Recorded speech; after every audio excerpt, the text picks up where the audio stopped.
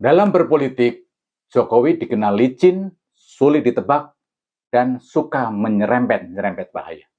Banyak bukti sepak terjang Jokowi sebagai presiden dinilai sebagai seorang yang pemberani. Dalam soal penguasaan kembali Freeport, Blok Rokan, dan Blok Mahakam, hanya Jokowi yang mampu melakukannya. Pembangunan tol Jokowi juga juaranya.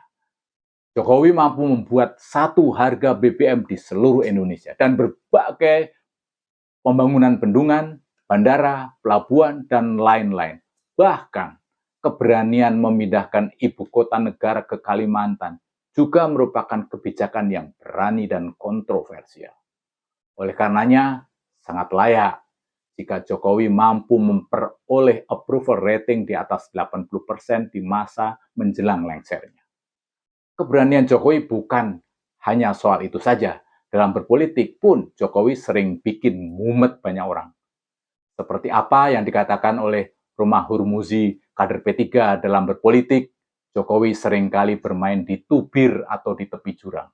Salah-salah, orang bisa kecebur jurang bila tidak pandai-pandai membaca dan berhati-hati mengikuti politik Jokowi. Saya selalu mengatakan ciri khas presiden kita ini adalah sebagai pemain politik, itu permainan di tubir jurang.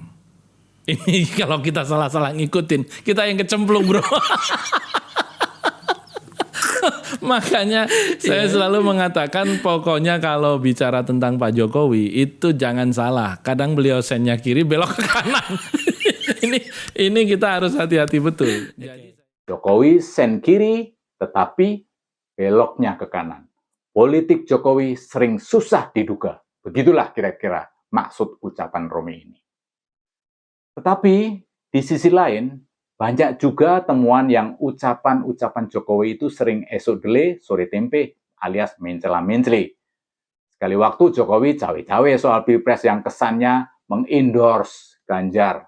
Di waktu yang lain memberi angin dukungan ke Prabowo. Publik dan banyak kalangan protes atas cawe-cawe ini. Dengan entengnya Jokowi bilang, cawe-cawe demi negara, apa tidak boleh? Di waktu lainnya, Jokowi menilai semua capres itu baik.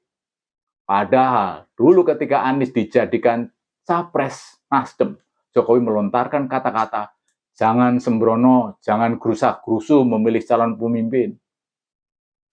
Akrobat politik paling dramatis adalah ketika Mahkamah Konstitusi memberi jalan lapang Gibran bisa maju sebagai cawapres.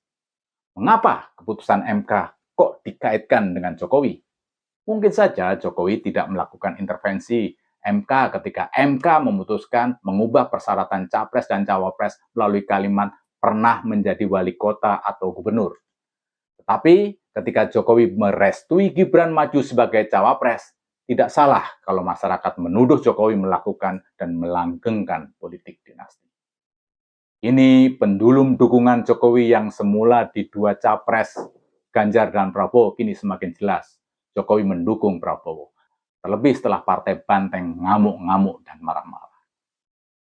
Secara terang benderang di Rakernas Lembaga Dakwah Islam Indonesia atau LDII, Jokowi memuji kepemimpinan Prabowo. Artinya pernyataan Jokowi mendukung semua capres, tidak akan cawe-cawe di Pilpres, dan tidak mendukung salah satu capres, itu hal yang sangat patut diragukan.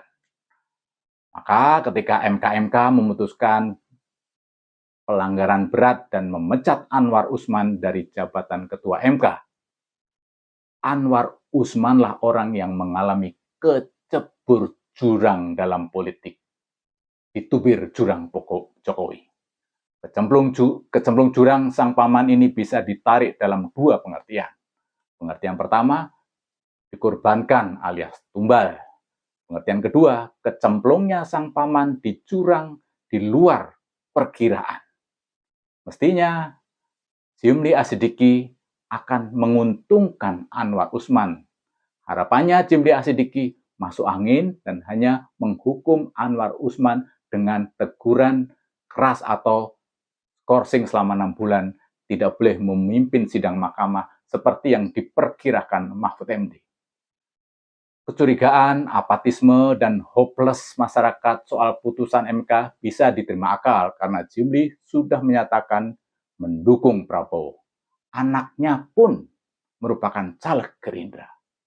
MK-MK bisa saja masuk angin. Tapi tidak diduga, ternyata MK-MK memutuskan Anwar Usman melakukan pelanggaran berat, memecat Anwar Usman sebagai ketua MK. Kembali ke soal politik tepi jurang Jokowi. Berpolitik, Jokowi yang dikenal berani dan sat-sat mengesankan Jokowi tidak berpikir panjang. Keberanian Jokowi memang luar biasa. Seperti apa yang dikatakan oleh Prabowo, keberanian Jokowi melebihi semua jenderal. Keberanian Jokowi dalam berpolitik mungkin dilandasi rasa percaya diri yang tinggi karena approval rating atau kepuasan publik atas kinerja Jokowi yang masih di atas 80%. Tetapi diingat juga, keberanian Jokowi dalam berpolitik belum tentu selalu memberi hasil yang memuaskan. Menurut saya, pemecatan Anwar Usman sebagai ketua MK atas dasar pelanggaran berat dalam memutuskan perkara persyaratan batas minimal usia capres-cawapres yang meloloskan Gibran di luar skenario yang sudah disusun. Sehingga isu politik dinasti, pemaksaan diri supaya Gibran bisa maju di Pilpres yang dapat dinilai catat dari segi hukum dan etika akan menjadi gorengan politik sampai di Pilpres nanti.